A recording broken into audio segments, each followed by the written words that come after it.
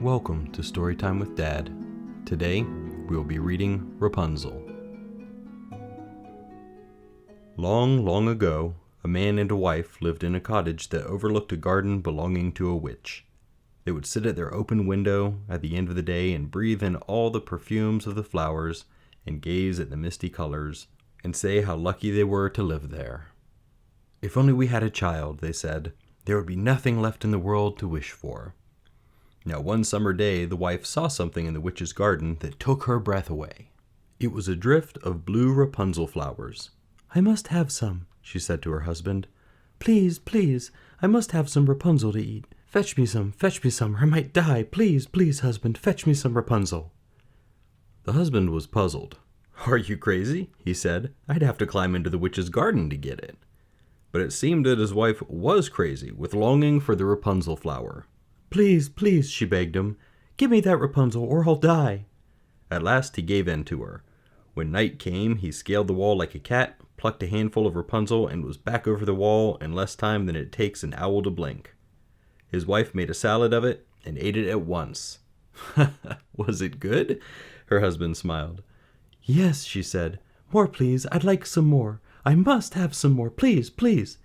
And she begged and pleaded for 3 whole days, till he knew they would both go crazy unless he fetched her some. So when night came, he scaled the wall again, quick as a mouse, and was just stooping down with his hands around a bright bunch of the plant when a shadow fell across him. "What are you doing in my garden?" The man froze as if he had been turned to stone. There was the witch watching him, and her eyes were as green and deep as bog ponds. I was taking some Rapunzel for my sick wife," he said. He was afraid for his life, yet there was no point in pretending anything else. He still had the flowers clutched in his fist. And besides, the witch could read his secret thoughts. "Your wife is not sick," smiled the witch. "She longs for Rapunzel because of the child she is bearing." "What?" said the man, and his heart soared with joy. "Of course, you must take her some. Take as much as you want." Thank you. The man fell on his knees in gratitude, but the witch's smile had turned to frost. "And when your daughter is born, give her to me, and I will be her mother." The man could hear his wife's voice begging him to bring her the flowers at once. Frightened out of his wits, bewildered and excited all at once, he promised to do as the witch said. Then he gathered up as much Rapunzel as he could and climbed the wall to his own small yard. And just as the witch had told him, a daughter was born to the man and his wife on the first day of spring. They could think of only one name for her, and that was Rapunzel. She hardly had time to open her eyes and gaze around at the world before the witch was at their door. "What do you want?" said the man and his wife, with fear in their hearts. "My child," said the witch. "I told you, I'm her mother now." They never saw Rapunzel again. The witch loved her so much that she kept her all to herself. She wouldn't even let her play in the garden in case the man and the woman watched her from their window and tried to take her back. By the time Rapunzel was 12 years old, she was so beautiful that the witch could hardly take her eyes off her. "Look at your hair," she marveled. "It's like a river of gold. The way it tumbles down your back, I've never seen anything like it." She fingered her own crackly hair and sighed, and then brushed Rapunzel's until it shone like the sun. But the witch was worried in case anybody saw Rapunzel and wanted her for themselves. She didn't want to share her with anybody, so she put her in a tower and sealed up the door behind her, and at the end of every day she brought food for her. There was no way into the tower now, of course, so what happened was this. The witch would call out, "Rapunzel, Rapunzel, let down your hair." Then Rapunzel would lean out of her window at the top of the tower and wind her hair around 2 hooks and lower it, and down it would flow, down and down like a shimmering golden waterfall all the way to the ground. The witch would tuck up her skirts and shimmy up Rapunzel's hair as if it were a ladder, and when she wanted to go home to bed, she would swing back down again. There wasn't much for Rapunzel to do, shut up there in her high tower, except to dream and sing. She had a lovely voice, and one day A young prince was riding through the forest, and he heard her voice and fell in love with it. He had to know who it belonged to. He found the tower, but there was no door to it. He walked around and around, looking up hopelessly at its high, smooth walls. Nobody could be in there, surely, he thought. And yet, there was the voice, as sweet as a skylark. He was just about to ride away, sure now that he must be imagining it, when he saw the witch coming through the forest towards the tower, and he hid among the bushes. "Rapunzel, Rapunzel, let down your hair," he heard her say. The singing stopped, and down came the curtain of glorious hair, and up the witch climbed. Now he had no doubt that somebody was hidden in the tower, and he couldn't wait to see who it was.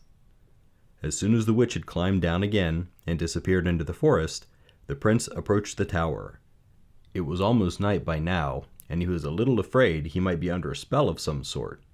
He had such longing to see who was sealed in the tower. "Rapunzel, Rapunzel, let down your hair," he called, and sure enough, the shower of hair came flowing down. The prince swung himself up. Imagine his surprise when he found himself facing a young girl who was so beautiful in the moonlight that she stole his heart away. And imagine her surprise when she was expecting a green-eyed, spiky witch to see a young man smiling at her. Rapunzel had never seen a man before. She had no idea what a prince was. She had never heard of love, but she was very happy.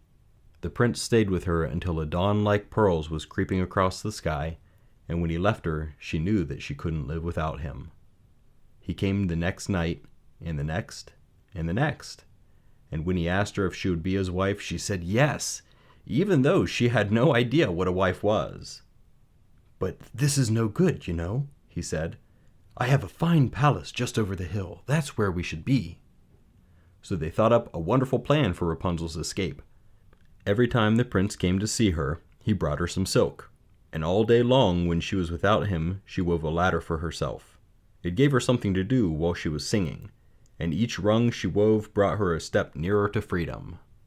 And all would have been well if she hadn't forgotten herself completely one day. This is what happened. The witch climbed up at dusk, as usual, and Rapunzel said carelessly, "I always know when it's you coming. You're so much heavier than—" She went pale and put her hand to her mouth, but the witch slapped it away quick as a fly. "Heavier than what? Heavier than who?" Then the prince who comes to see me," Rapunzel confessed. "You wicked girl, you deceived me." In a rage that was as wild as a thunderstorm, the witch pulled back Rapunzel's wonderful hair and cut it off. Snip! She forced her down the silk ladder that would have taken her into the prince's arms and sent her out into the wilderness to live or to die. She no longer cared which. That night, the prince came to take Rapunzel home with him. "Rapunzel, Rapunzel, let down your hair," he called, and this time, the silk ladder came down. Up he climbed, but when he reached the tower, it was not Rapunzel's eyes that he looked into, but the deep, bog pond green of the witches. "Ha! Your bird has flown away," she cackled, "so fly after her." She cut the silk ladder, snip, and down he tumbled, down, and would have broken his neck if he hadn't been saved by a briar bush. But the thorns pierced his eyes and blinded him, and with the witch's laughter ringing in his ears, the prince wandered away into a darkness that was deeper than night itself. He wandered for many days, and many weeks, and many months, eating nuts and berries that he found on the wayside. And a year and a day later he came into the same part of the wilderness as Rapunzel. She recognized him at once and ran to him and put her arms around him, and her tears washed his eyes, and he could see again. He took her home to his palace, and they announced their wedding, and the prince and his Rapunzel lived happily ever after. As for the witch, well, as far as I know, she's still trapped in the tower. The end. What a wicked woman that witch was. You know, the thing I like most about fairy tales is that the good people always win. It really is a lot like real life, and the stories are supposed to model real life for us so we can learn things.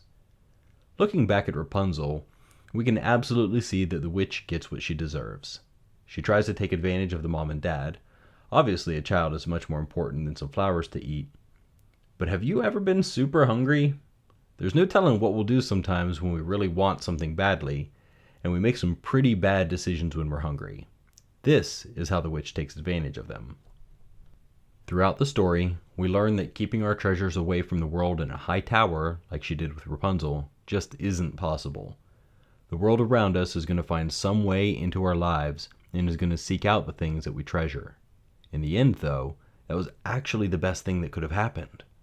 Rapunzel met someone new and was able to build her own life. The witch, on the other hand, ended up trapped alone in her nice safe tower forever. There is a saying that the safest house is one with no windows or doors. The funny thing about that, though, is that a house with no windows or doors isn't very useful, even if it protects us from everything. The story would have been much different if the witch just confronted the world around her, even though it scared her so much. The story would have ended up happy for everyone in it. Take this lesson to heart. Don't hide yourself away, and don't overprotect yourself from the things that scare you. Be brave and strong, and face the things that you are afraid of. If you do this, then maybe they'll turn out not to be quite so scary, but wonderful if you're just courageous enough to look at them. I hope you like the story. Please drop me a review or email feedback to hello@storytimewithdad.com or tweet me at dadstorytime. Thanks for listening. We'll see you next time.